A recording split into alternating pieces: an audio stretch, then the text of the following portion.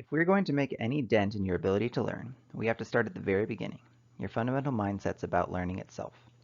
If you have a counterproductive mindset and we cannot do anything about it, then everything else I tell you will be practically useless.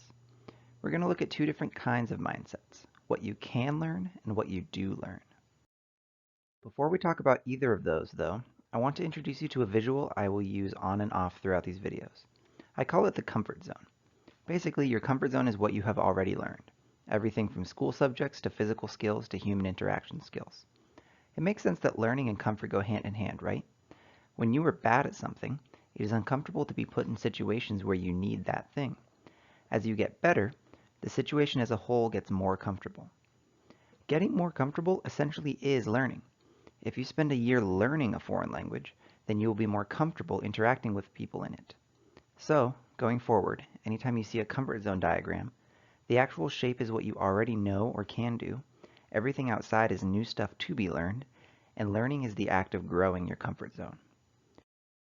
Let's start by looking at the two mindsets about what you can do. The first is a fixed mindset. If this is what you are capable of right now, then a fixed mindset says, even in the best case scenario where I work my butt off, this is all I will get. People in a fixed mindset think they cannot learn anything at all, or that the results will be so small that it is barely noticeable. The opposite to that is a growth mindset. If you start here, then with some time, effort, and guidance, you can get it to look like this. Talking about this might seem trivial to you, but this mindset makes a big difference. What is harder is bringing to the surface which mindset you and other people actually have in different areas of your life. One amazing way is to listen to the words people use. How many times have you heard someone say, I can't do that, or I could never do that in a million years? Now that I have told you about the two mindsets, you can probably tell that those words are of someone in a fixed mindset. You might be thinking, people say that, but they don't really mean it. But in my experience, people mean exactly what they say when it comes to these things. The growth mindset has a whole different vocabulary. It says, I haven't learned how to do that yet, and I need help. A fifth grade teacher told me how she banned fixed mindset phrases in her class and forced the kids to say growth mindset things. They thought it was weird at first, but then they started liking it and calling each other out when they said fixed mindset things. One kid actually caught himself.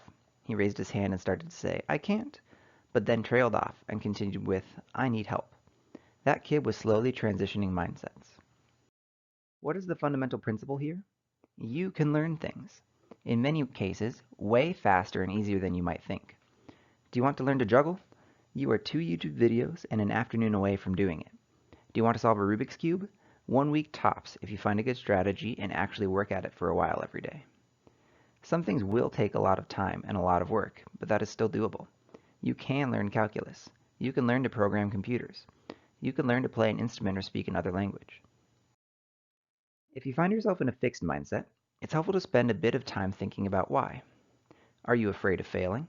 Are you afraid of having other people see that you aren't perfect? Are you insecure? Did someone look you in the eyes and tell you that you could never learn something? If so, I wish I could smack them for you, because they lied to you. Two motives you will never find on this list are apathy and laziness.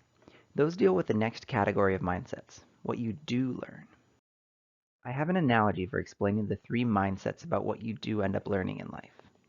Imagine yourself living inside your comfort zone, like it was an actual land with an actual terrain. Your comfort zone is your land, and everything outside it is foreign territory. You are free to move about and spend time anywhere you like, inside or outside your comfort zone. The only catch is that occasionally an alien ship called life will abduct you and leave you in a cornfield outside your comfort zone. There are three ways of living in this imaginary world, which are the three mindsets. The first is the avoiding mindset. Whether rooted in apathy or fear of discomfort, you do not venture outside your territory with the idea of expansion. When the aliens force you outside your comfort zone, you run headlong back into your own territory. In fact, because being outside is such a bad thing, you mount an incredible anti-alien defense system. While you can never be perfect, if you try, you can drastically reduce the chance that life throws you a curveball. As a result, you don't do much learning or growing. The second is the tolerating mindset.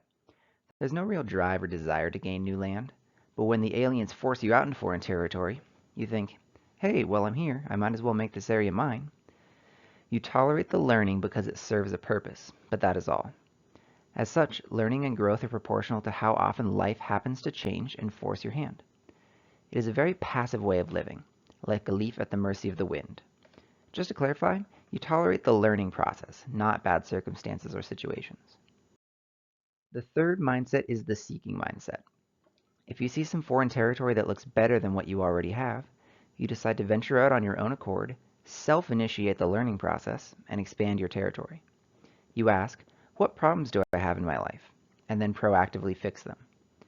When life does force you somewhere new, you can still say, hey, since I'm here, I might as well, and get to work on claiming that land and expanding your comfort zone. However, it almost makes the random forces of life irrelevant because you were probably going to learn how to do it anyway.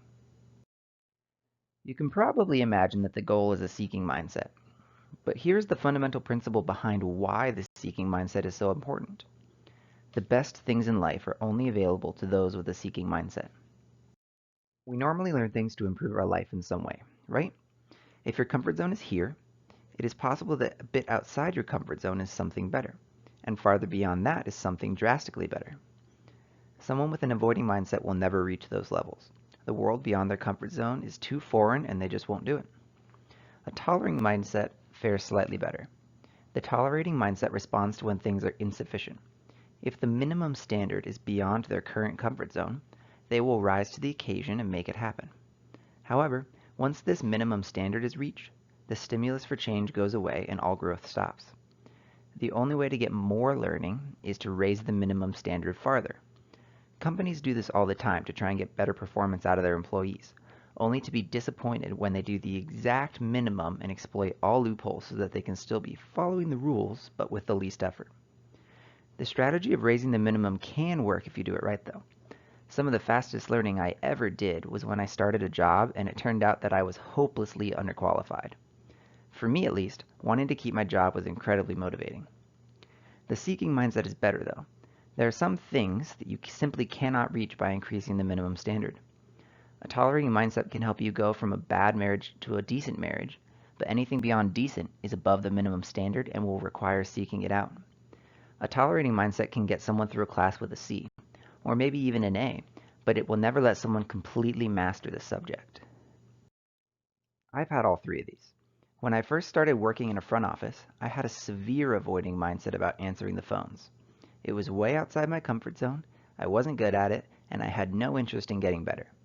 I would just let the phone ring, until I got in trouble for that, at which point I would just stare at the phone and not answer it until the fourth ring in case one of my coworkers would get it first. Eventually I got over it, but those were not my best moments as an employee. I have one tolerating mindset that I keep on purpose, which is how good I look. It's not really learning, but go with me on this. I'm fully aware that if I tried, I could look better, but I don't think looks are important and I just cannot be bothered. So clearly, I'm not seeking. I do recognize, though, that if I actually look bad, it will detract from other important things. So, I have the hallmark of the tolerating mindset. I shoot for good enough and put in absolutely zero extra effort. In several areas, I have a seeking mindset. I spent the last several months actively trying to figure out how learning works and how I can convey that to other people, the fruit of which are these videos. The motives for not having a seeking mindset are more diverse than the growth mindset. The root cause can definitely be a fixed mindset. Why would you try learning something if you don't think you can? But it goes beyond that. Fear is a big reason, either fear of failure or fear of success. Laziness and apathy really do make this list. Some people just can't be bothered. You might just feel clueless on where you would even begin. Priorities also play a big factor. You could be 100% confident in your ability to learn how to juggle, but if there are other things more important to you, you will probably avoid it. And of course, I can't think of a life circumstance where the minimum standard will include juggling. Lastly, and sort of related to priorities, is the perception of how long it will take to learn something. If you would benefit from learning something, but you are pretty sure it would take you 4 hours a day for a whole year, you're not going to do it. My hope is that the rest of these videos will help with this last one. As you figure out how to learn faster and more effectively, things that previously had a big barrier might become more doable, and you might be more confident in your ability to do it. The principles from today are fairly straightforward, but very profound if you take the time to look for them. You have some homework today. First, find 2 areas in your life that fit each of the 5 different mindsets. Maybe you have a growth mindset about learning French, but a fixed mindset about learning math. Maybe you have been avoiding some new job responsibility, but actively seeking out how to better manage your finances. Take some time and learn about yourself. And second, spend a day or two listening to the words people use when they talk about what they can and cannot do. See if you can pick out the different mindsets behind the words. In the next video, we are going to talk about making the time you spend learning more useful.